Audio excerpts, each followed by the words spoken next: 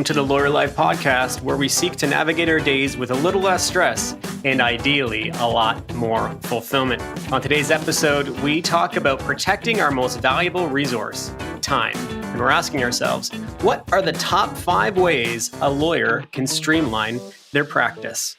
I'm Mike Anderson. And I'm Darlene Tonelli. Hello, Darlene. Good morning. I'm a little kooky this morning. Little kooky. I personally feel a bit out of practice on podcasting. How about you? Oh, it's just so in my bones. It's just so who I am. I never feel life is a podcast, Darlene, as they say. Life is a podcast. Well, maybe on the side you've been doing your gardening podcast. You're just still to myself. Just to yourself, ready to release to the world. By the way, big developments. I know that we should keep it to the end so everybody listens because everybody wants my gardening updates, but I have planted seedlings with my daughter and we have some lettuce sprouts coming up already and some kale. It's looking very promising this year. Wow, so kale. Amazing. There you have just to stick with our theme. That's awesome. Yeah, I do not have any kale going on at all. Well, some of us are just doing better than others, I guess, Darlene. Some of us are really winning and others are not. Thank you. You've been painting your house. This is what you've been doing with your lock-in, self-isolating, physical distancing times. Painting, yeah? Yeah, doing a lot of painting. And hilariously, on my group chat with my friends, I said I'm painting and listening to podcasts. And one of my friends thought I meant like masterpieces, like Da Vinci style painting. And I'm like, no. Although that's a much better idea, really. Yeah. If I had the talent, that would be super cool. And I kind of like the thought of that. But no, I'm painting stairs, Googling videos about that. Good times. I find that it's just like a bit meditative and relaxing, just to stick with the theme of stress relief through these times. Yep. I've been doing a lot of drawing with my daughter. She enjoys drawing a lot. And there's this great, YouTube is good in these times, certainly. There's a great YouTube channel that teaches kids, like it does little drawing lessons for kids. And so I sit beside her and we do it together. So now I can draw like what they call a mermicorn really well. And that is a mix between a mermaid and a unicorn. And some superheroes, Wonder Woman. So yeah. And I know all about Wonder Woman's origin now because we got my daughter the Wonder Woman's origin story. And I've read it literally 20 times this week to her. She loves it. So that's been what's going on with me. Yeah. Good times. And we're also doing a lot of coloring. And I've discovered I'm a little OCD about coloring because what my kids like to do is they like to come in and color on the same page that I am coloring. And I am not making Da Vinci art, but I would prefer that my coloring kind of gets finished. Might want to let that go. Yeah. I might want to let that go. I might want to get my own coloring book, do it in my free time. Yeah. Just an idea. Just an idea. Well, good. So we've obviously spoken a lot about how I don't know if there's a difference between personal time and professional time anymore, given that most of us are at home, and certainly lawyers predominantly are now at home working in these times, as they say. But today we're going to be talking about how lawyers kind of protect and keep their most precious resource, which is time. And we're going to actually, for the first time, have a couple fellow inter alia lawyers on the show. And we're going to go through a top 5 tips for in-house lawyers, but really I think it's applicable for not only lawyers that are not in-house, but for many other types of professionals. We're going to go through the top 5 tips to kind of streamline your practice, which I am very excited about. Darlene, how do you feel about this? I feel so excited about it. We've been focusing so much on just general tips. We haven't really delved into workflow tips in a while. We've been talking about life, high performance, mindset stuff.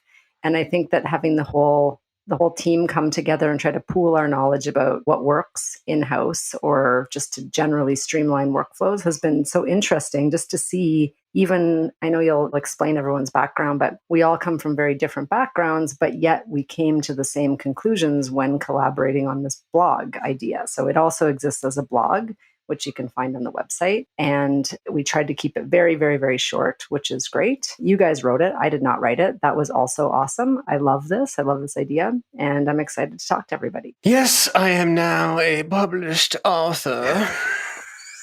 Oh, no. Thank you very much. And I will say that for those of you that know my contractual status on this podcast, I'm waiving my exclusivity to be the only other non-founding lawyer on this podcast for this one only. So I'm Oh my eating gosh. and trying to quell my ego and allow some other people to step into my spotlight. And so I'm very excited about that happening. Yes. All right, jokes aside, we're going to introduce our two very valued inter alia lawyers joining us today. So first is Chris Sanz. Before joining inter alia, Chris practiced in-house as a senior counsel in the technology and operations legal group at a major Canadian bank. He also served as director of legal at a leading Canadian cannabis company. So bank and cannabis. This guy's got a great background. Before working in-house, he was a technology and corporate lawyer at a major firm in Toronto. And his favorite quote is, "Don't find the fault, find the remedy." Do you know who said that, Darlene? Well, I do, but only because I'm because you put it on the website. Henry Ford. Yes. Henry Ford. Great stuff. And then Vivian Leung is our second inter alia guest joining us today. So before she joined the firm, she was general counsel at a software company that helps enterprise customers stay connected through the network. And before that, she was assistant general counsel at an enterprise information management software company. She came up in private practice at a major firm in Toronto and spent some time practicing in Boston. And she is the winner of the Mid-Market Excellence Canadian General Counsel Award in 2017, recognizing the contribution of in-house counsel in a private company. Her favorite quote is, "Practice isn't the thing you do once you're good. It's the thing you do that makes you good," by our boy, Canadian Malcolm Gladwell. So without further ado, let's go to our chat.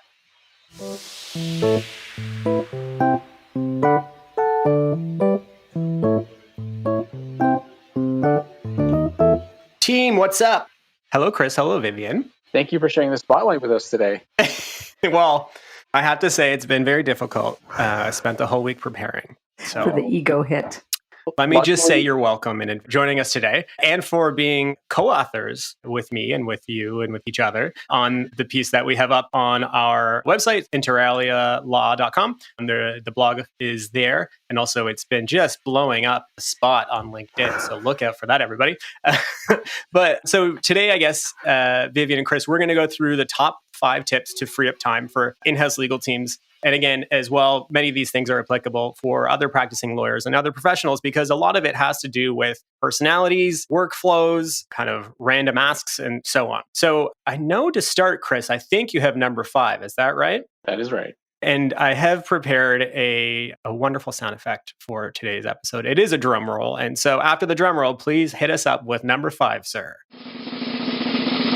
All right. So number 5 is turn down the loudest voice. And I think this is one that absolutely everyone has dealt with. I know all of us had this one as a common issue. And the idea behind this one is the person who's most willing to send you requests for drafts right away or getting right on their project and is constantly following up isn't always the person who has the best sense of what your priorities really should be. And when we let that person, the person with the loudest voice, set our priorities, it can mean that we aren't working on the things that really matter most to our business or our clients. And it can also lead to a lot of wasted effort. Just as an example, I had one client who actually suspected this was going on and decided to start tracking engagements from start request all the way through to implementation. And what they found was that a majority, and it was a significant majority, of requests that they received for, this was in this case, agreements, actually weren't being used. And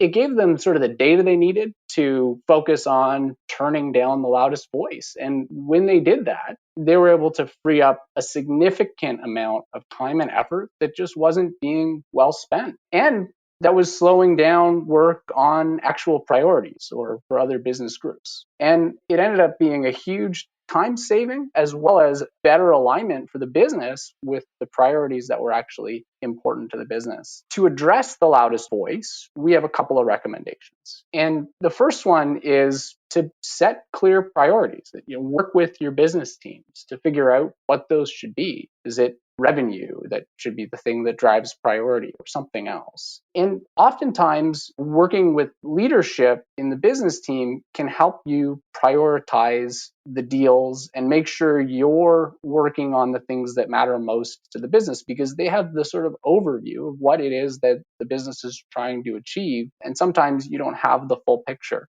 I found working with leadership is particularly useful when you're kind of caught between the priorities of different departments. And it also just helps you ensure that your priorities are aligned with your business's priorities. Another recommendation we have is to set clear timelines for your client groups. 7 days from request to a draft, or 14 days if it's something that's bespoke. This can be a challenging one, but it can really help with turning down those constant requests. If you can say, well, thank you for this, we'll get back to you in X amount of time, they sort of know what to expect. And oftentimes the follow-ups are based on not knowing what to expect. What we found actually for one client was adding an automated email into their intake process that set those expectations at the time of the request really helped with turning down those requests for follow-ups because they knew what to expect. And as a result, they didn't feel the need to follow up quite as frequently. And then this doesn't always solve the problem. So having done those two things, when you have requests come in, you can always now refer those loudest voices to the timelines and the priorities that have been set by the business. And that helps objectify it. It helps make it so that it's not a personal refusal to do work, but it's here are the expectations, here's what I've been told I need to do, or here are the priorities that the business have set, and here's why your work isn't being done on the timeline that you'd expected. And it's helpful having had those conversations with leadership because when the loudest voice, or if the loudest voice is not satisfied by that, you have somewhere for them to go to say, look, I would like to prioritize this deal for you.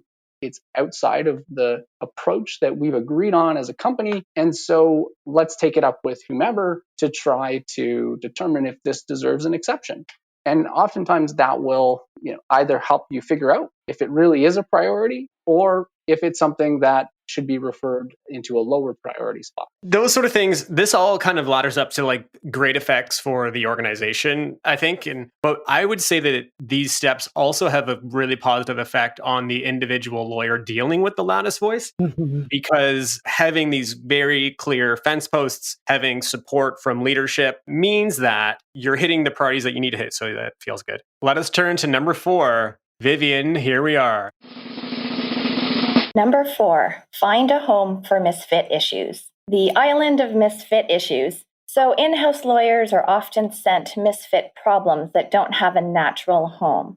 Often these problems are complicated. They might relate to new business activities. They might involve an outside third party or multiple departments within the organization. Very often they are larger projects that take quite a bit of time, but we would recommend taking some time to think through the following recommendations.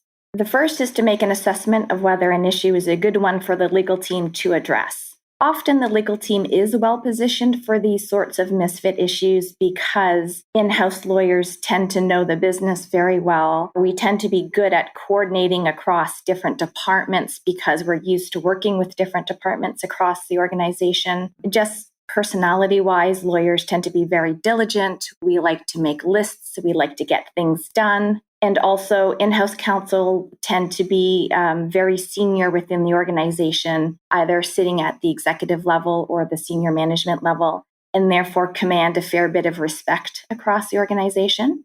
But very often, these misfit issues are not a good fit for the legal team. I would consider whether or not there is clear direction from the business team, whether there are issues that still need to be worked out or that don't have answers. I would think about whether there is buy-in and support from senior leaders of other departments. If other departments don't support the initiative, it's very hard for legal to be successful. If that issue doesn't fit this criteria, I would recommend that the in-house team identify a department which should lead the initiative and provide reasons for that. I wish I'd had that tip when I was in-house in the early years, because I think just hearing you explain that, the difference is issue arrives in the department. And I can think of many situations actually where something came and it was framed as this is a deal that needs to get done, right? But really it was a business model that was not yet worked out. And I would take on as a junior lawyer, the obligation to find out what all the different teams thought and consolidate their comments and all of that stuff. And I think the way that you've just laid it out, you could do it just a slight tweak, still be valuable, but say, okay, here I've looked at this. Here are the deliverables from the different business teams that I need to do a deal here. Please let me know what the answer is. Is that kind of what you're talking about? Yes. And even if you don't lead the initiative, it doesn't mean that you don't want to or you don't need to be involved. It does make sense to offer to stay involved in the project, perhaps identify, like you just said, some decisions that have to be made by the business team before the legal team can weigh in. Maybe you can set up checkpoints or milestones where it makes sense for the leader of this initiative to come back to legal and have a little chat about the next steps. Yeah, this is just, especially early in my career, this was so tempting for me to get involved in. And I often talked about how legal was the Department of Misfit Issues. I always pictured like Rudolph cartoon with all the toys that have been banished. But yeah, and it's like all those toys, oh, they're so cute and different. And they're different from like drafting a contract. And that like, maybe I can go play with one of those toys and that would be fun. And yeah, it can be fun and it can be beneficial. You're a team player, you're getting involved, you're getting your hands dirty. All those things are wonderful. But in the end, you have the stockpile of actual legal work that you have to get done, and it's getting higher and higher on your desk. And so I think the advice is really great, Vivian, is to be helpful, always mind and keep your role as legal as this project evolves, but not do as I did and what Darlene was talking about with like all of a sudden you're the captain and you're running the ship, because in the end that there will be so much time spent, relationship stress, all those sort of things. That's not capital you should be spending on something that isn't a squarely a legal issue. Here comes number 3. Stand down, sheriff. Now, this is a situation I think a lot of people can understand. If you are like not just a lawyer, but if you're just like a capable person in an office that people trust and know that you love process and that you'll follow it. Because oftentimes in a fast-moving, constantly evolving workplace, a workplace with high turnover, a workplace with high growth, or a workplace that just doesn't have general set processes, oftentimes what happens is the in-house lawyer or the other capable person or whatever office is asked to become the sheriff. And what we mean by that is to effectively make sure everybody else has dotted their I's, crossed their T's, minded their P's and Q's, whatever the letter metaphors there are, to actually do their jobs. So for example, lawyers are often asked, okay, so when so-and-so comes with a contract request, we want to make sure that you check with them if they have confirmed with this department that it's okay, and with that department,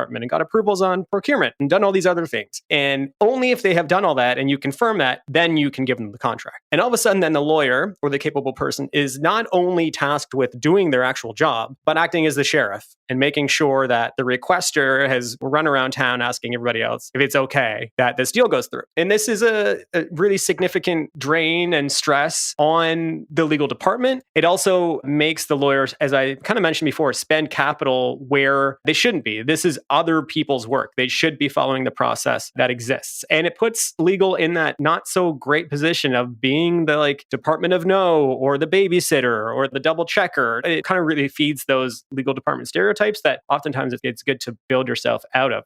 So our recommendation is to work with senior leaders to make sure that all the teams are aligned on process, and to the extent that you're asked to give advice on what the process should be. The best thing here is like when it comes to a contract, make sure that all departments have like a pre-approved menu of stuff. They're like, as if this isn't a contract, it's totally cool. You don't even need our approval. If you go off the menu, then you need our approval. Like trying to establish those processes. Specify that no terms should be sent to legal unless approved through the process. It kind of lets you deem approval has occurred and move forward. And you can do that with kind of bounce back emails. Like Chris mentioned, very clear request form documentation. You can do that when you onboard people to how legal works in sessions with large groups at your office and so on. And you can create a certain workflow or use workflow software to ensure that requests and documents are properly shepherded through the approval process. And it provides a trail of who approved and when, which is super helpful. And so do all that, try to get out of the sheriff situation, but also understanding, especially for legal departments and lawyers, you do want to double check approvals for high risk items. So keep your eyes on that, prioritize your double checks on higher risk things, but don't agree to do other people's work for them is effectively what we're saying here. So stand down, sheriff. This is one that I certainly struggled with as in-house counsel.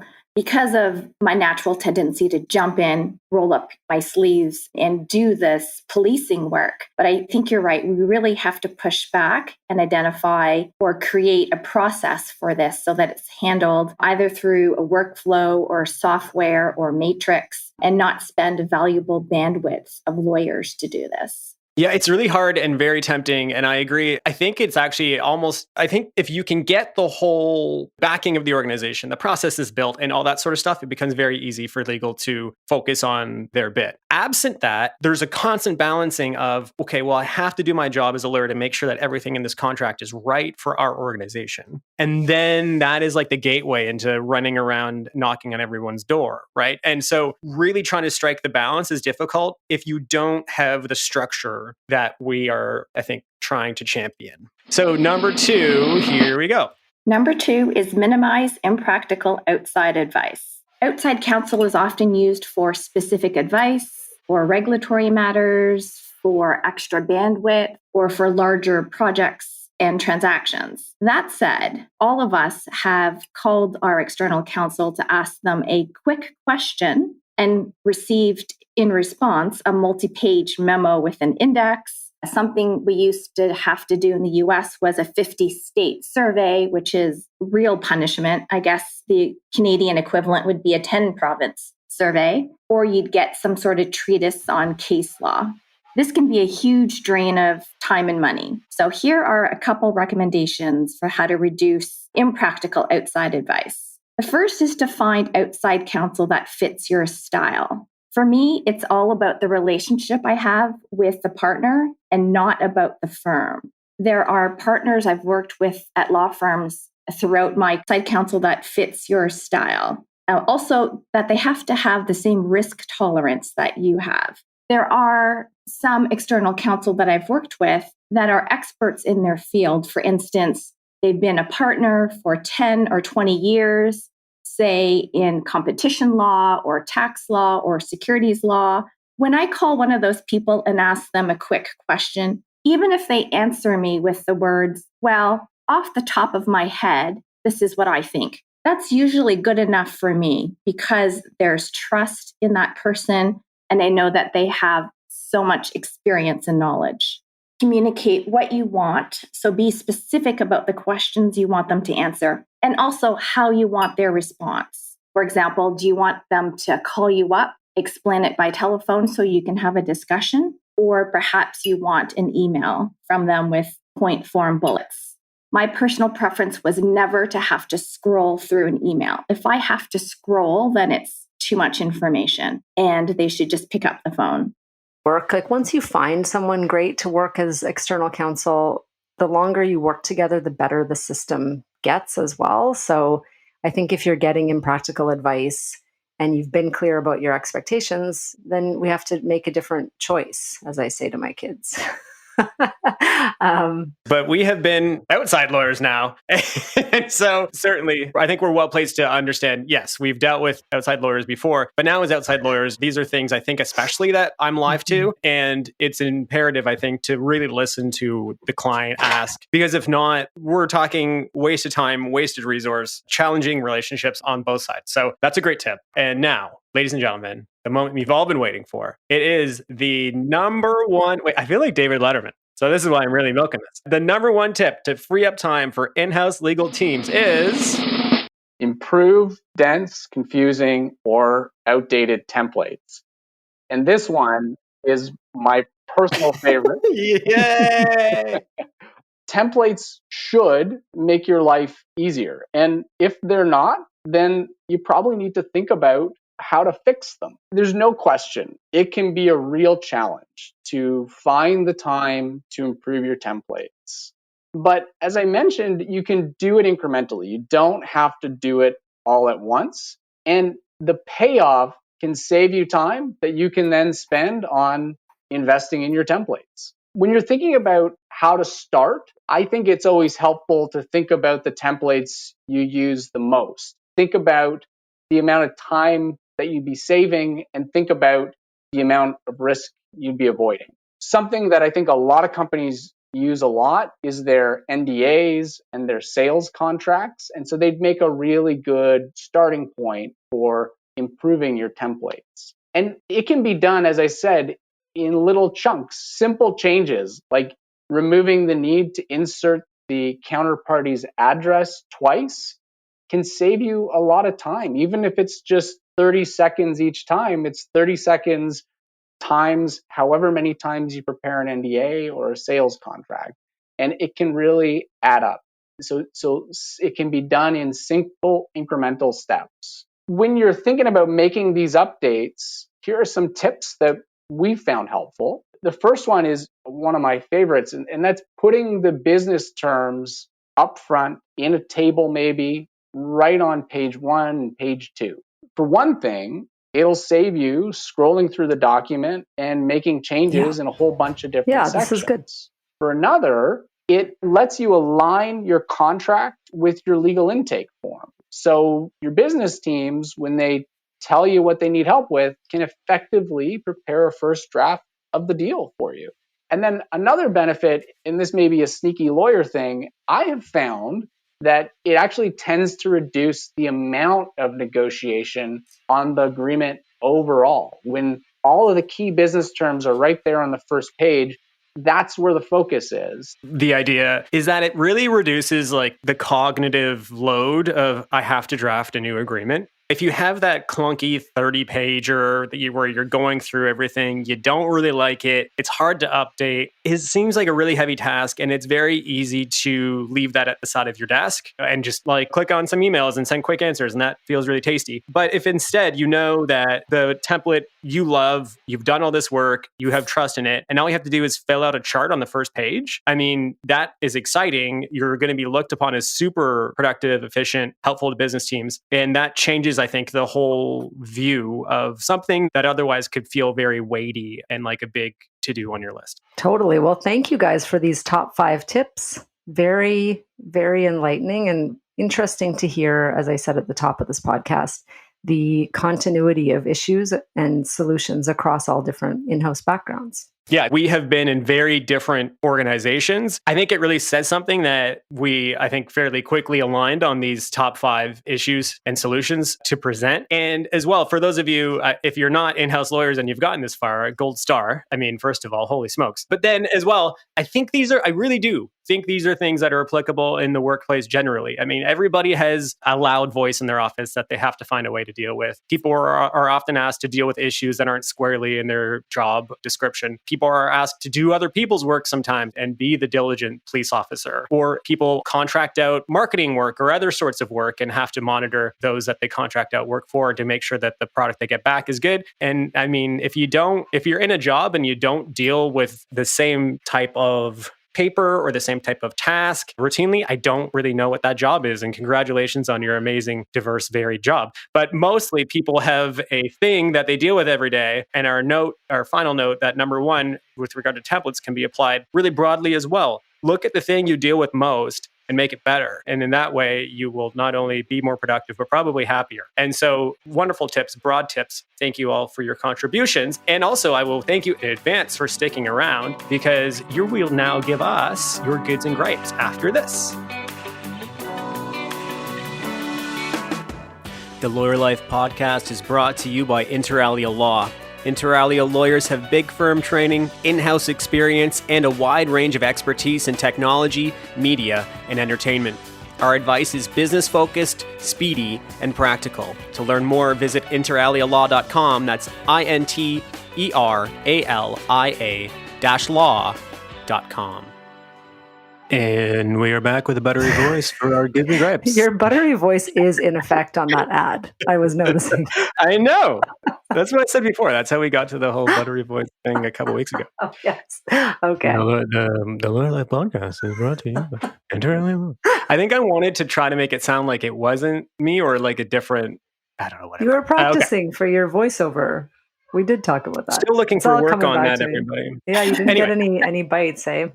Okay. But these times. Okay, so goods and gripes. So goods are things we want to promote and support, and gripes are things that annoy us. Chris, do you want to start? Do you have a good or a gripe? I do. I have both a good and a gripe. So my good is it's been actually really nice having these virtual connections with friends. There's these group hangouts or the house parties, virtual house parties that you can do. I'm finding I'm actually talking to my friends more than before this whole craziness started. So that's my good. I've got a good and a gripe. My good is I really enjoy how simple my life has become now. There are times when it's obviously difficult if you have young kids, which I don't at home, but all the cooking and cleaning we now have to do. But it's really simple in that I'm not running errands anymore. Mm-hmm. I'm with you. I agree. Should we do the gripe? Yeah, let's hear the gripe. My gripe is picking up calls for Zoom and the video is on and I wasn't expecting it to be on. Or the other participants are using their video and I feel forced to also use my video, but I haven't had a chance to brush my hair or get out of my pajamas. So that's my gripe. In a related note, I think it's very funny. So I have been practicing virtually since 2013. So it has not been a huge transition to go virtual during this pandemic for us at Inter Alia. However, what I find very humorous is that this whole culture of video calling, certainly we did the odd video call before, particularly with tech startup clients, but it wasn't totally necessary. Right. So I've been on a bunch of calls the last couple of weeks that could absolutely have been audio calls. Like the conference call functionality still exists, right? Yeah, totally. I find it hilarious that everyone has just like parked the phone and now we're doing everything on video. And sometimes in law, video is just not the appropriate mechanism. Like in a dispute, nobody wants a video call. Right? Like, Here. My good is my wife and I have started to implement mandatory workouts. I know it does not sound good, but basically we both, twice a week, we both have a workout day and the other one makes the person do it. So it's been very helpful. It's like, so the example is it's like Wednesday, the kids are in the bath. Okay, now it's my time to go for a run or go upstairs and do yoga or something. And we do it because our partner makes us. And it's actually been great for both of us, especially in these times. And I think it might be something that we carry over. So that's been really good. My gripe, which I think others can appreciate and is timely. I have ordered some stuff on Amazon for the kids to play with this week. My gripe is that things appear very large on Amazon on the online version. And then they come and they are these tiny, unimpressive things that I have built up way too much for my kids for excitement. So an example was I ordered one set of Lego that looked very big online. And it came and it was the size of 2 iPhones and took my son like 8 minutes to make. That was disappointing. And then today I ordered what looked like a small drum kit for my daughter that I was going to give her as a gift. And it came and it's like the size of, I don't know, like something like a pillow, a tiny pillow. And it's tiny and it's like for babies, but it is for her age group. So that is disappointing. That is the world of online shopping when you can't look at something. And I guess I need to be more reliant on their measurements and looking at those and actually considering it. But I haven't been doing that. So that's my gripe. I find the reviews on Amazon very helpful to resolve those sorts of issues. Yes, good idea. I should write those reviews. This thing is really, really small. Just FYI, do not build it up to your children as something exciting. My gripe is related to things being too small. My gripe is I've been snacking a lot more than usual during this whole pandemic and haven't yet instituted a mandatory workout. And so it seems that all of my pants have shrunk and I don't know what's happening there. It's for sure the pants. Vivian and Chris, well done. Kudos. And thank you for lending your time and expertise, not only on the podcast today, but on the blog that is up on the Inter Alia website. That does it for us. Darlene, I guess we'll talk soon. Talk soon. That's it for this week's episode of LLP. Thanks to Inter Alia Law for presenting the podcast and to Nick Fowler for composing and performing our music. See our show notes for his website. Don't forget, we love feedback. Please comment in the review section or subscribe or like. We'd appreciate it greatly. That's it. Talk soon.